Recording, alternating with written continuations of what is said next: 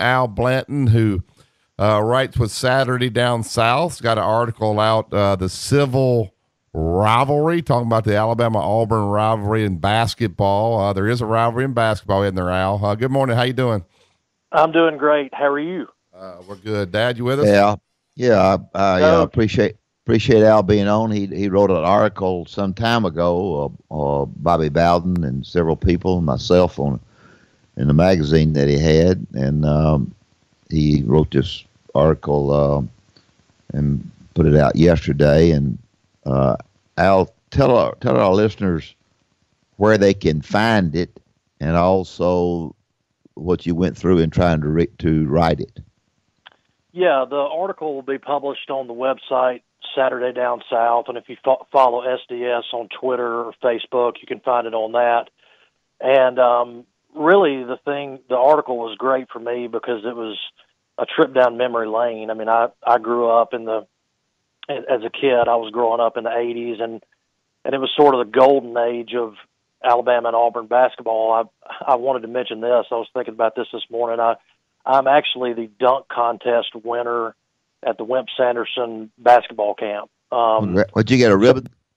I did. I got a blue ribbon for that, and I've got that mounted on my wall. But it was great to to talk to you for a lengthy period of time, but then also talk to Sonny. I'd never talked to Sonny before, and what a wonderful man. And then I had a conversation with Jim Farmer. Had a great conversation with Jim Farmer, who, gave me a lot of insight about his time at Alabama. Well, just tell whatever you want to tell as far as how you wanted to put it together and what you wanted to say. You can say anything you want to say on this show. It doesn't matter.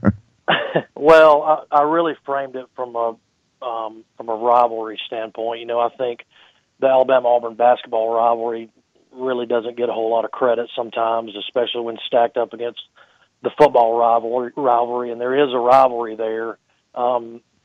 Perhaps from a fan standpoint, it is a little bit more civil. As we began to peel back the layers of this article, we realized that at times it's not very civil.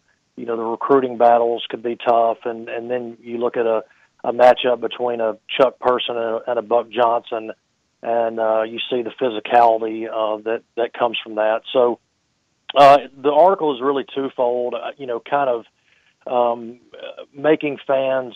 I mean, this really feels like 1987 all over again. It's been 1987 since the two schools were ranked. Alabama's not ranked this year, but it's been 30 years since both schools have been ranked at the time that they played each other. But this year it's got this feeling of, the time of Sonny and Wimp. We're talking with Al Blanton with Saturday Down South. I read the article, and I can remember the days of him talking about Al, that he got a letter from Auburn. And so he got up in front of his team and told them about a letter that Charles Barkley had written. And I think you talked with Jim Farmer about it. He had those guys sitting on the edge of their seats talking about what Charles said they were going to do to Alabama. So Dad was using anything he could, I guess you found out in writing the article, to try to get his team ready to play, whether it was truth or not truth. Could you talk about that for a minute? All truth. Well, I'm a former college basketball coach myself. I was the head coach at Bevel State for 2 years, and before that, Marion Military Institute, and I was probably the worst coach in America. But I do understand that there are times when you have to do the unorthodox. You have to be unconventional in your methods of firing up your team, and it doesn't surprise me that something like that happened. And the funny thing about it was, when I talked to Jim, he said, I completely believe that Charles Barkley had written this letter. And, he said that years later, when he was in the NBA, he kind of began to reflect on that. And he said, Charles Barkley didn't write no letters. And, he kind of got a laugh out of it. And so that was a funny anecdote from the article.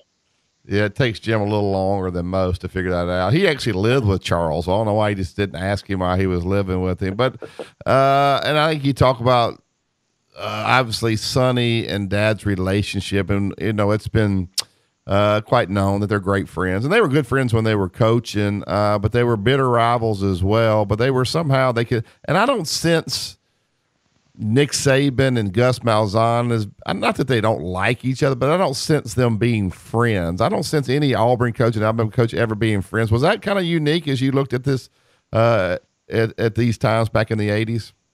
Yeah, I think it was very unique. You know, the rivalry is so contentious and it's so divisive. And you know what I think that Sonny and Wimp have done with their relationship, it's kind of allowed us to breathe a little bit. You know, we are a little bit more forgiving of the other schools' players and coaches when they retire, when they hang up their sneakers, and you know their relationship, particularly you know at different events and having the radio show, it's kind of allowed fans to relax a little bit, you know, to breathe, to exhale, and so.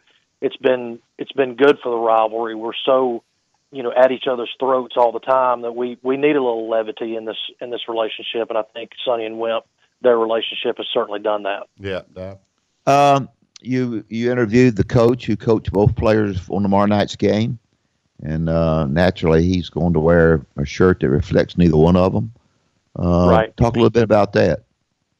Yeah, I had a great conversation with Coach George Washington at Pebble Brook in Mableton, Georgia, and you know the thing that a couple things stand out about that conversation. Number one, he talks about Colin Sexton and Jared Harper being gym rats.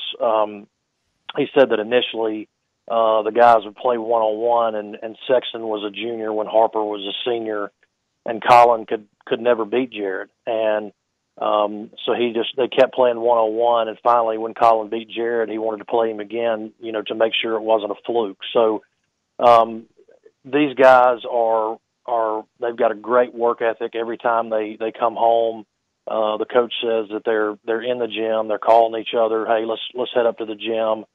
And you know, in today's society, I think that's great, you know, for kids to be working extremely hard at their game and just being in the gym all the time, and you know, it's something that is a little bit unheard of.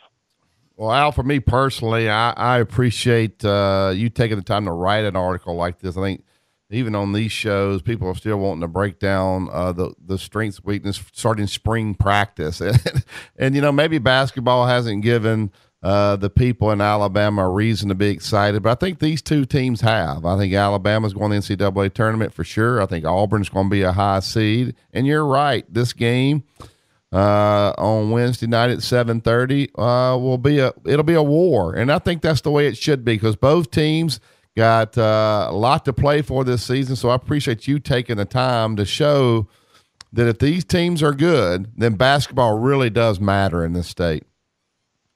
Well, people forget how great a tradition Alabama basketball has, and in many ways Auburn basketball. You know, the kids that are in school today at Alabama, they don't know about the history of the program. They don't know about the SEC tournament championships and all the great players that have come through the program. And you know, it used to not be where we got done with football and there was nothing exciting to look forward to. It was something that was very exciting when you think about the Arkansas-Alabama rivalry and those games when Corliss Williamson came to town.